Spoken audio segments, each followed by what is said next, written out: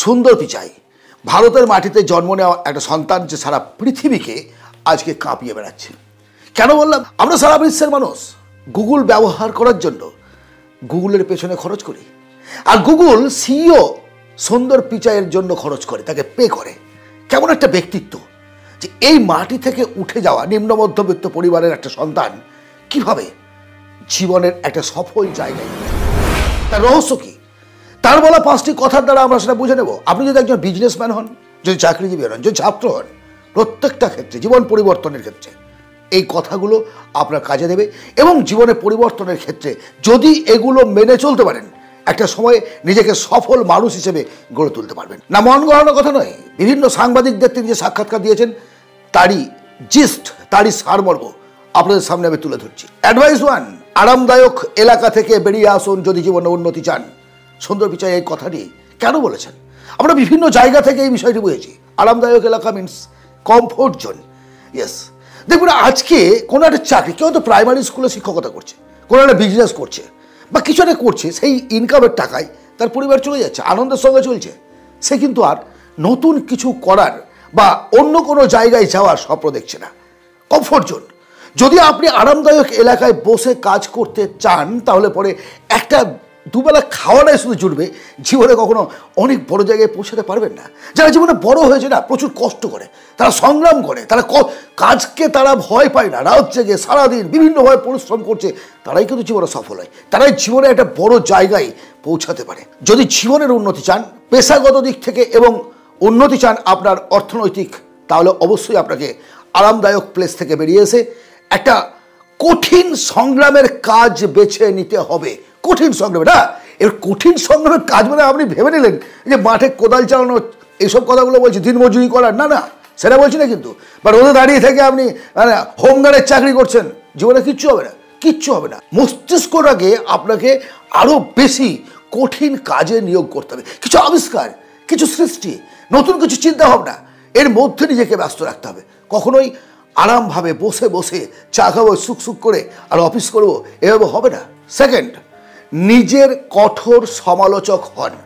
আমরা যারা কাজ করি, কাজ করার ইচ্ছে যাদের আছে, জীবনে এমন কাউকে দেখেছেন আপনি জীবনে ভুল করেনি, কাজ করেছে, অথচ কোনো ভুল হয়নি?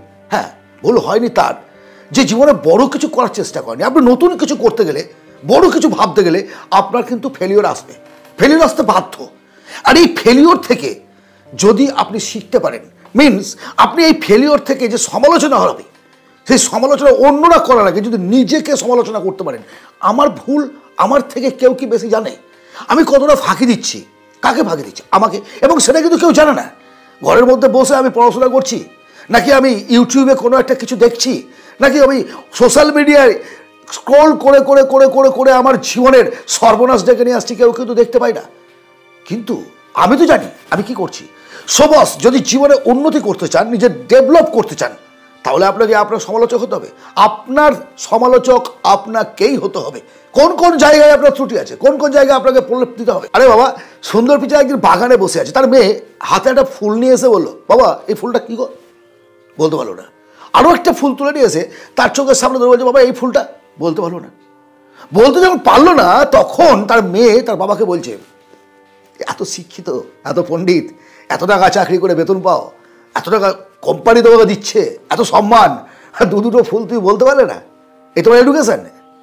একটা মানুষ, দেখুন আমরা সবাই সব জানি না, সঙ্গে সঙ্গে তার যে সমালোচনাটা হলো, এই সমালোচনা নিজের মধ্যে, তাই তো ঠিকই তো, এরকম তো অনেক অজানা ফুল এই পৃথিবীর বুকে আছে যা মানুষ জানে না। তিনি গুগল লেন্স আবিষ্কার করে দিলেন। আপনি ছপ করে একটা ছবি তুলে নিন, পোস্ট করে দিন, কোন ফুল কোথায় পাওয়া যায়, দাম কত, বিক্রি হয় কিনা, কোন পরিবেশের সমস্ত ডিটেলস। শুধু তাই নয়, কোনো শপিং মলে আপনি কিনতে গেছেন কোনো একটা প্রোডাক্ট, কোনো একটা টি শার্ট যার দাম 4000 টাকা বলছে মেবি, আপনি সঙ্গে সঙ্গে স্ক্যান করে নিয়ে গুগলকে জিজ্ঞেস করুন, দেখুন ওই টি শার্টটি কোন শোরুমে কত দাম, কোন এলাকায় কত, কত টাকা ম্যানুফ্যাকচারিং, টোটাল স্টাফ, টোটাল ডিটেলসটা আপনার সামনে কিন্তু জানিয়ে দেবে। এই যে সমালোচনা করা, যখন তার একটা সমালোচনা হচ্ছে, অ্যাট দ্যাট টাইম প্রোডাক্টিভ একটা কাজের মধ্যে সে নিয়োগ করলো।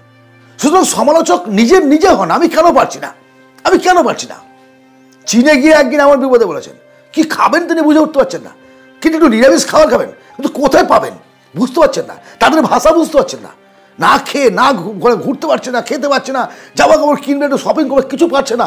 সঙ্গে সঙ্গে তিনি গুগলে ফোন করলেন অফিসে, 5-6 জনে বসে তো গুগল ট্রান্সলেট তৈরি করো, গুগল ট্রান্সলেট যে কোনো ভাষায়। আজকে কত সুবিধা, এগুলো কোথা থেকে আসছে? যতক্ষণ না আপনি ঠকছেন আর যতক্ষণ পর্যন্ত না আপনার মধ্যে সমালোচনা আসছে, আমি কেন, আরে আমি প্রবলেমে পড়ে গেছি মানে মিনস আর একজন প্রবলেমে পড়বে। সে প্রবলেম সলভিং অ্যাটিটিউড তৈরি করতে হবে। সেই কারণেই সুন্দর পিচাই অন্তরের কথা শুনুন। আমরা প্রত্যেকেই চাই জীবনে প্রতিষ্ঠিত হতে, সফল হতে। বলুন কে চাই না? আপনি চান না? আমি চাই না? প্রত্যেকটা মানুষ চাই, কিন্তু চাইলেই সেটা কিন্তু পাওয়া যাবে না। আর পাই না কেন? যখন আমরা কোনো একটা কাজকে ভালোবেসে করছি না, অর্থাৎ ইনকাম করতে হবে। আমি দেখেছি বিভিন্ন মানুষের সঙ্গে কথাবার্তা বলে, যারা বিশেষ করে চাকরি করেন তাদের আমি কথা বলে দেখেছি, অধিকাংশ বেশিরভাগ মানুষ 70 to 80% মানুষ বাধ্য হয়ে কাজ করে। কেন? ইনকাম করতে হবে, মাসের শেষে বেতন পেতে হবে, আর সংসারটা পরিচালনা করতে হবে। মানে কাজের জায়গায় গিয়ে তারা কখনোই ফ্রিডম পায় না, ভালো লাগে না, বসের খ্যাচখ্যাচানি, নিজের জুনিয়রদের কাজের চাপ, এই ওই করতে করতে যাহা সোমবার আসলো মনে হচ্ছে একদম যমরাজ্যে গিয়ে প্রবেশ করছে তারা। কেন? এত যন্ত্রণা নিয়ে কাজ করা যায়, তারপর করতে হচ্ছে বাধ্যতামূলক। এটা অন্তরের কথা শোনা নয়। অন্তর একরকম কথা বলছে আর আপনি আর এক রকম করছেন। যদি জীবনে বড় হতে হয় মনের কথা শুনতে হবে। আপনি কি ভালোবাসেন, কি চান, যতক্ষণ পর্যন্ত না আপনার বিষয়টি পরিষ্কার হবে ততক্ষণ আপনি আপনার ভালোবাসার কাজে যুক্ত হতে পারবেন না। আর বারবার এই কারণে আমি বলি যে হয় আপনি যে কাজটি ভালোবাসেন সেটা করুন, অথবা যে কাজটি করছেন সেটাকে ভালোবাসুন। সেখানে অন্তরে একটা তৃপ্তি আসবে। এবং নিজের বিবেককে জিজ্ঞেস করুন যে কিভাবে আপনি আরও নিজেকে ডেভেলপ করতে পারবেন। কারো কথা শুনে আপনি কে আপনার সম্পর্কে কি বললো, কেউ কি জানে? আমি প্রথমেই বলেছি আপনার সম্পর্কে ভুল ধারণা অনেক মানুষ থাকতে পারে, কিন্তু আপনি কে সেটা একমাত্র আপনি জানেন। এবং আপনি ভুল করছেন না ঠিক করছেন সেটা কিন্তু কেউ আপনাকে বলে দিবে না। আপনি বিদেশে গেছেন যেখানে আপনার কোনো গাইড নেই, আপনাকে একা একটা টিম সামলাতে হবে, আপনি বস। এর বলুন তো আপনি কার কাছে উপদেশ নেবেন? কার কাছে? একমাত্র বিবেকের কাছে, যে সিদ্ধান্তটাকে আমি ঠিক নিচ্ছি, ভুল নিচ্ছি। সুতরাং নিজের সঙ্গে নিজের কথা বলার অভ্যাস করুন, নিজের চিন্তা শক্তির বিকাশ ঘটান, অন্তরের যে বক্তব্য সেই কথাটা শুনে চলার চেষ্টা করুন, দেখবেন জীবনে সফল হতে পারবেন। দ্রুত সিদ্ধান্ত নিন। একটা গল্পের দ্বারা বোঝালাম, যখন ফুল সে চিনতে পারছে না, দ্রুততার সঙ্গে গুগল স্ক্যান তৈরি করেছে, গুগল ট্রান্সলেট তৈরি করেছে। আজকে আপনি একটা কোনো টপিক সার্চ করবেন, দেন অ্যান্ড দেয়ার সমস্ত অবদানটা হচ্ছে গুগল সিইও সুন্দর পিচাইয়ের। ইয়েস, তিনি আসার পরে এত ডেভেলপ, এত উন্নতি হয়েছে গুগলের। আজকে বাড়িতে বসে আপনি দেখে নিচ্ছেন রোড ম্যাপ দিয়ে কোথায় কীভাবে যাব, 4 চাকার জন্য আলাদা গুগল ম্যাপ, মোটরসাইকেলের আলাদা, প্লেনের আলাদা, ট্রেনের আলাদা, বাসের আলাদা। এগুলো কী করে আসলো? কী করে আসলো এগুলো? এগুলো হচ্ছে দ্রুত সিদ্ধান্ত নেওয়ার ফল। আমি সমস্যায় পড়েছি, সঙ্গে সঙ্গে সিদ্ধান্ত এই করতে হবে। আর সিদ্ধান্ত দ্রুত যখন কাজ করতে যাবেন, ভুল হবে, ভুল থেকে শিখবেন। ব্যর্থতা থেকে শিখুন। ইয়েস, ব্যর্থতা আসবে, ব্যর্থতা জীবনে আসবে না এমন হতে পারে না, বলেছি প্রথমেই। ফেলিওর আসবে, ফেলিওরের ভয়ে চুপচাপ বসে থাকবো না, কেন ফেলিওর হলো, কীভাবে আমি সফল হব, এইভাবে এগিয়ে যাওয়াটা পুশিং। অর্থাৎ মাইন্ড থেকে যে থিঙ্কিং বেরিয়ে আসলো, একটা প্রবলেম মাইন্ডের মধ্যে আসলো, প্রবলেমটাকে সলভ কীভাবে করবো, যত দ্রুত আপনি পৃথিবীতে সেই জিনিসটা এনে দিতে পারবেন তত দ্রুত সফল হতে পারবেন। সুন্দর পিচাই এত টাকা ইনকাম করার পেছনে এটাই কারণ, তার ব্যক্তিগত সমস্যাটাকে পাবলিক সমস্যায় রূপান্তরিত করেছেন এবং পাবলিক সমস্যাটাকে মেটানোর সহজতম রাস্তা তিনি তৈরি করেছেন। এই যে 5টা কথা আপনাকে আমি বললাম, তার জীবনের রহস্য এটা, কীভাবে তিনি বড় হয়েছেন, একেবারে গরিব পরিবার থেকে উঠে এসে কীভাবে তিনি আজকে পৃথিবীর একজন বিখ্যাত মানুষে রূপান্তরিত হতে চলেছেন। আমাদের গর্ব কেন নিশ্চয়ই বুঝতে পেরেছেন। এই ভিডিওর কথাগুলোকে নিজের জীবনে অ্যাপ্লাই করে চলুন, বিজনেসের ক্ষেত্রেও, সমস্ত ক্ষেত্রেও। প্রবলেম সলভিং অ্যাটিটিউড চাই, মানুষের পাশে দাঁড়াতে হবে, মানুষের সমস্যার সমাধান করতে হবে। প্রোডাক্ট সেল করলাম, টাকা ইনকাম করলাম, সকাল বিকেল অফিস করছি, বাড়ি যাচ্ছি, কাজ করছি, মাস গেলে বেতন নিচ্ছি, ওইরকমই চলবে। আর 5টা মানুষের মতোই মরে যেতে হবে। সন্তান উৎপাদন করবেন, খাবেন দাবেন, ঘুমিয়ে যাবেন। যদি কিছু করতে হয় তাহলে ভাবতে হবে নতুন অ্যাঙ্গেলে, ভালোভাবে এগিয়ে যেতে হবে। আর এটাই হচ্ছে জীবনের আসল রহস্য।